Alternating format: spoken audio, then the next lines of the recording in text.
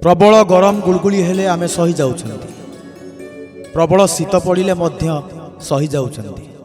ठीक सेमिति जीवन रे किछि कथा आमे सही जीवा दरकार, कारण जे सही थाए से ही रही थाए। भाई भाई भितरे पिलादिने बहुत संपर्क थाए, बयस बढ़ीगला परे भागबांटर कथा आसे। भाई कहे मो संपत्ति मोर तो संपत्ति तोर। जो भाई भागबांटर कथा कहे से प्रमाण करदेवाकू चाहे जे पत्नी मोर निजर भाई सात पर। कहीं जदि आम पाई खराब भावुची, खराब चिंता करुची, आम पाई खराब काम करुची, सी ता कर्म रे लेखा जीव। आमे काहे कि कार खराब चिंता करी आम कर्म आ समय को नष्ट करिबा। तेणु आसंतु समस्तंक भल चिंता करिबा, समस्तंक पाई भल भाबिबा। आम हाथ रे गोटे पत्थर धरी जदि आमे गोटे कुकुर को डरैबार चेष्टा करिबा, कुकुरटी पत्थर को देखि डरिकी पळेइब। जदि गोटे बिलेई को पत्थर को देखैकी डरैबा, सी मध्य डरिकी पळेइब। से गोटिए पत्थर जदि पत्थरटी को आमे गोटे मऊ पेणा को पकेइबा, आम अवस्था संकटापन्न होइजिब।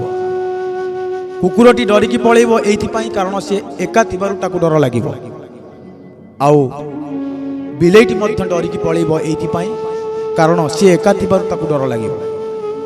महुमाछी संगठन रे थिबारु, सी एकता रे थिबारु आमको आक्रमण करिवे। तेणु आमे एई कथारु एति कथा शिखिबा, एकता ही सर्वश्रेष्ठ बल।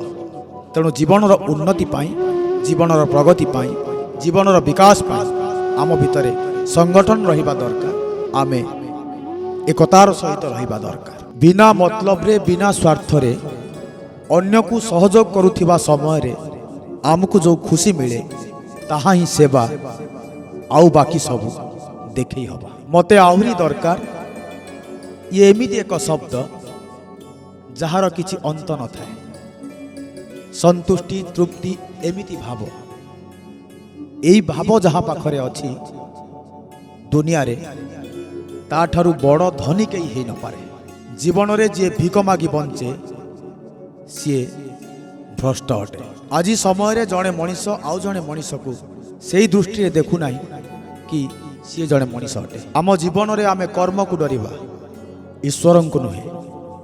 कारण ईश्वर क्षमा कर दे पारि, किंतु कर्म नुहे। जीवन आमर दायित्व